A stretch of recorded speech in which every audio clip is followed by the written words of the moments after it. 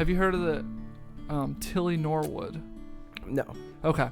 She's a brand new actress, I guess, that Hollywood's obsessed with and wants to get their hands on, right? Okay. There's one catch. She's AI. Oh, okay, yeah. I'm pumped. I think I've heard about this slightly, probably not by the name, but I don't like the last name. I heard something about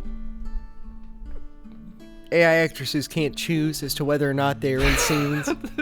So, it's not fair to them to be subjected to whatever horrific thing. That's true. Yeah, that's a good point. But what if they take the money? Who? the slave masters? I guess. Yeah, I guess. The owners of this woman. So, we talked in the past about AI having like rights, right? Mm-hmm. And until they get like sentiment, I think that's the proper sentient. Thank you. Basically, they're just tools, right? So why would we consider them a slave? Why are we because that should be held for someone like us, right? Humans.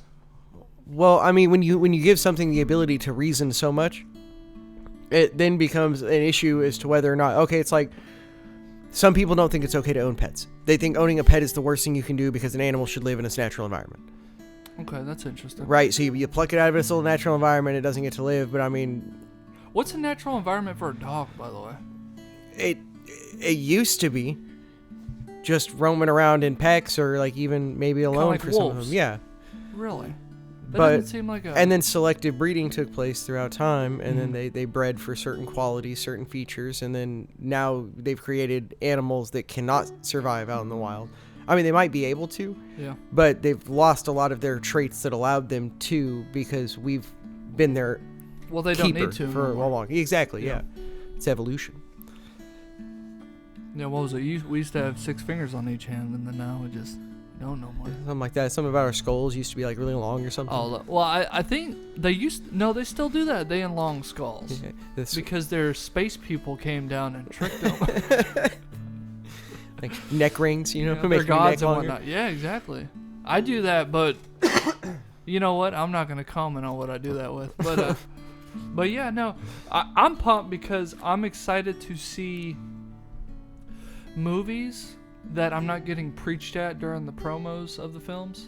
No, I'm pretty pumped because I'm so sick of these actors and actresses. When a movie's about to come out, they're all like preaching and lecturing me the whole damn time. Yeah, you need my ideology. If you don't have it, then you shouldn't watch my movie because you're a bad person. So I'm pumped for these AI actresses to be all like, come watch my movie with a fake smile. Well, I think it would also be nice in the sense that it gives the opportunity for more than just the upper elite who can afford to pay somebody to act in this, Well put.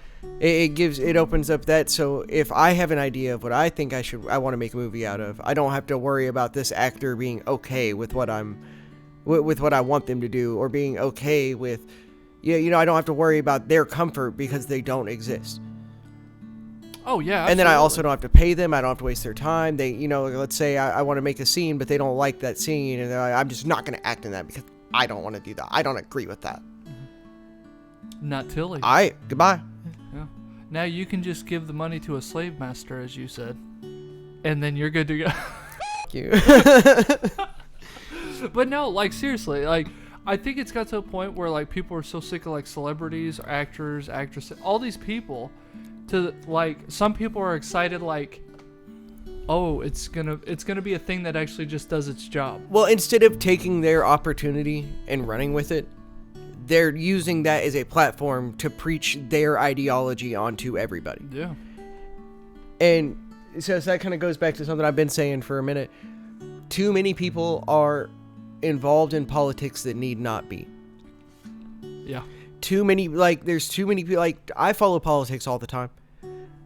I'm big in it. I watch it every fucking morning on my way to work. I listen to my news sources. I listen to this shit. I'm following current events. But never once, even though I've disagreed with a lot, or necessarily agreed with a lot, I don't go out there and make a fool of myself. I don't go out there and destroy stuff. I don't go out there and do something in the name of politics. Well, I also don't see you out preaching a lot and shoving it down people's throat, you know what I mean, if that makes sense. Well, no, I'll talk about it, and if we disagree, then, like... Exactly. You're pretty civil. Okay. Yeah. No, well, we can have a discussion all day long.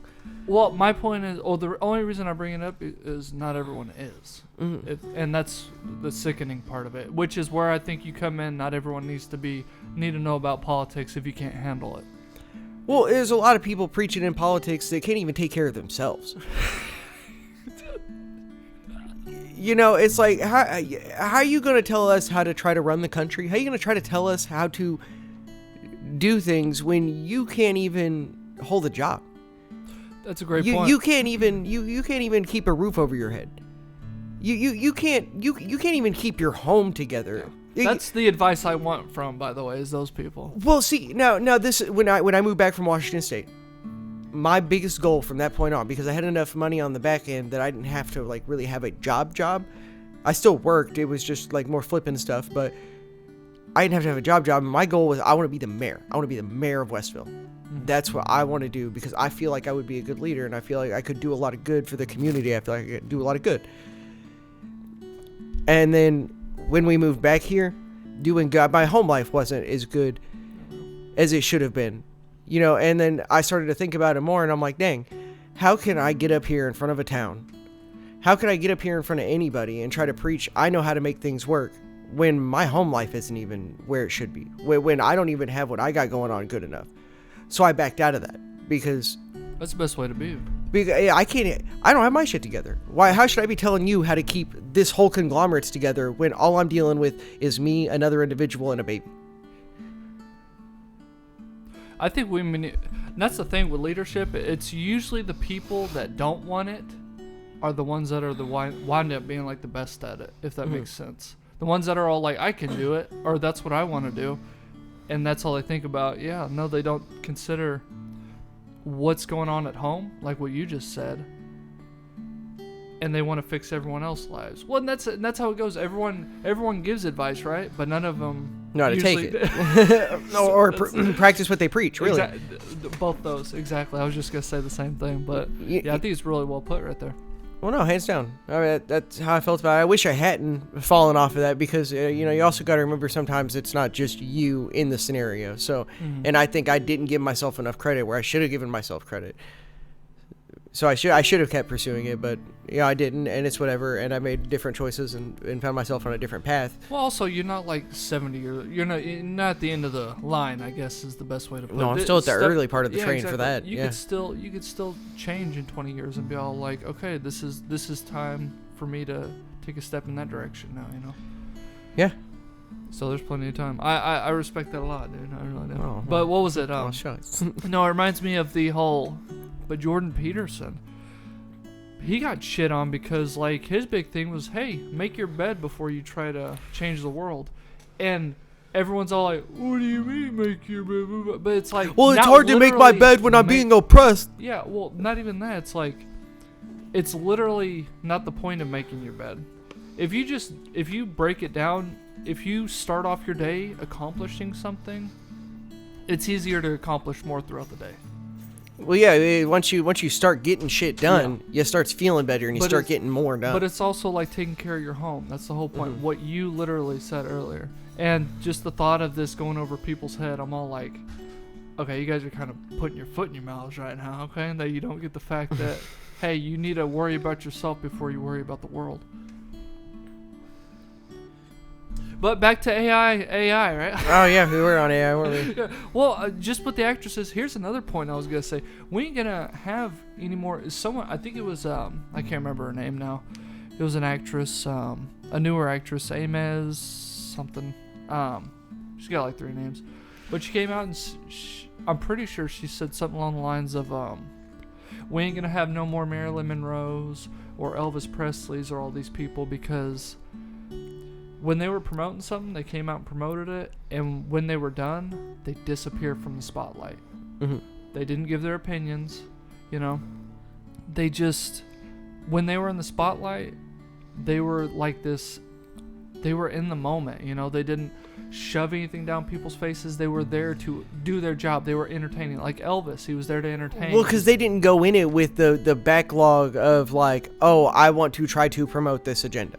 Exactly. Okay, so like Elvis Presley, for example. Yeah, I mean, you can make the argument that you're trying to express certain things through music and stuff, but he did what he does best. He did music, and he did it good. And his message may or may not have been good or not, but I mean, how many songs do we listen to these days where you don't even understand a fucking lyric it has, but it still sounds really good. Really you still good, get down to yeah. it.